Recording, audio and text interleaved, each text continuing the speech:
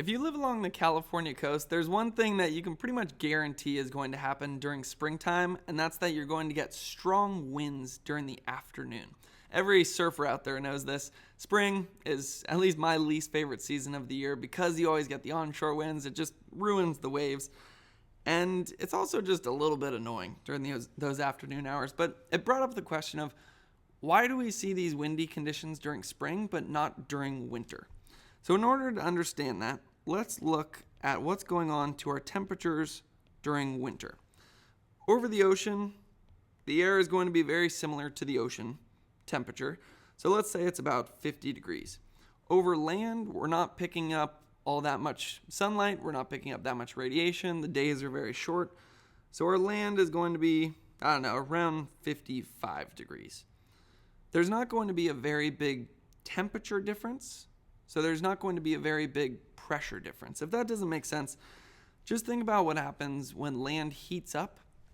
It becomes less, the air above it becomes less dense, and then it rises. But if your land's not heating up all that much, you're not going to get all that much air rising, and then you're not going to have very much air trying to fill in the air that's risen. So overall, during winter, you're not going to see as much of that onshore and offshore action take place. Now, it's a very different story during spring. So now let's change to a nice red pen here and think about what's going on in spring. Let's say our ocean is now 52 degrees. The ocean doesn't change very much throughout the year. It's a shame along the California coast that it doesn't get warmer, but it's also good for other reasons. Regardless, though, our land is going to be changing.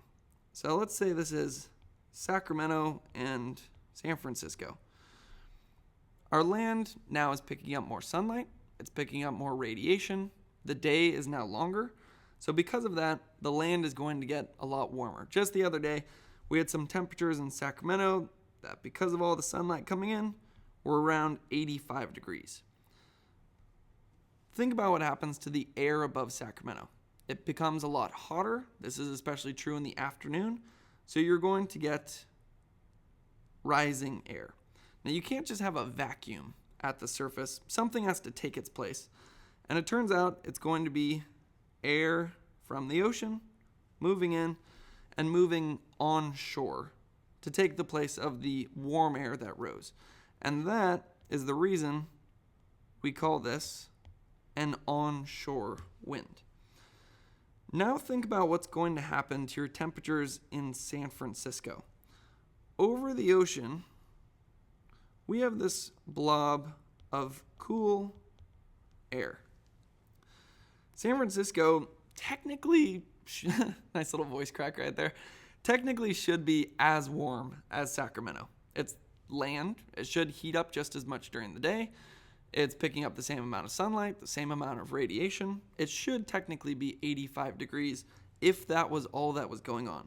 However, because of this onshore wind, it's going to take some of that cool air that's over the ocean and it's going to move it in over San Francisco. So now we have some of that cool air over San Francisco, and our temperature there might get up to a somewhat chilly 63 degrees. This is also part of the reason that you develop fog in the marine layer. Actually, the marine layer is a big part of this whole equation, but I think I'll just save that concept for a whole another video. Maybe I'll do that one tomorrow. Main thing I want to point out before we move on from this graphic is that the onshore wind is driven by the fact that land heats up faster than water. The way you could think about that is if you were to put a cup of water out on a hot day and a piece of metal out on a hot day, which represents our land, and you waited 3 hours and you put your finger in the water, it might be a couple of degrees warmer, but if you touch the metal, you might burn your finger because it heats up a lot faster. It's the same thing that's going on here, and that's what drives that temperature difference. Also, what is happening is you have a pressure difference.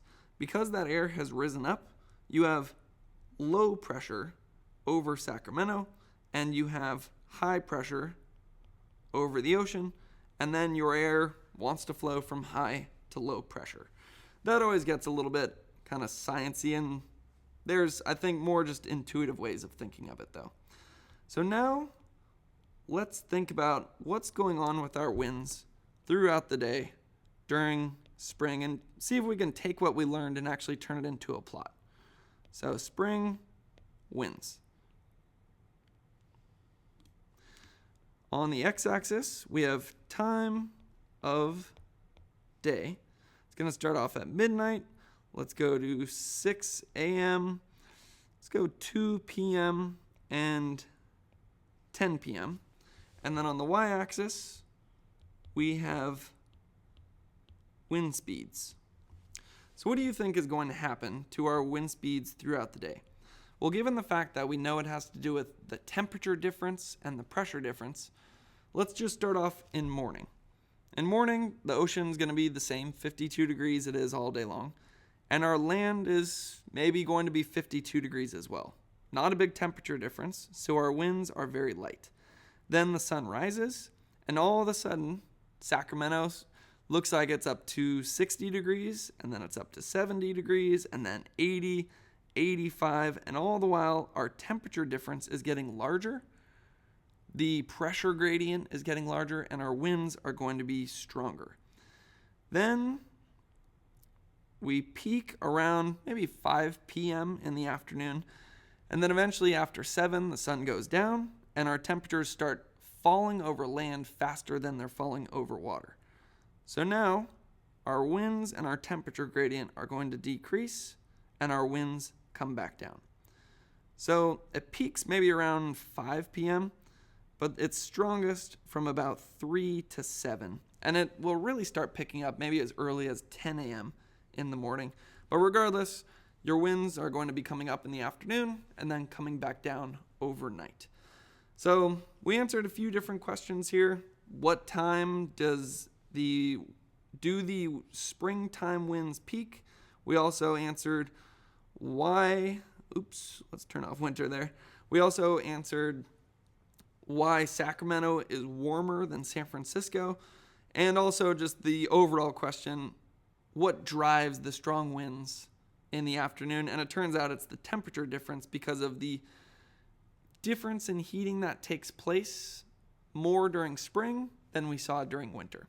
So hopefully you learned something throughout the course of this video. I think tomorrow I will dive into the marine layer, so you can stay tuned for that. And thanks for watching.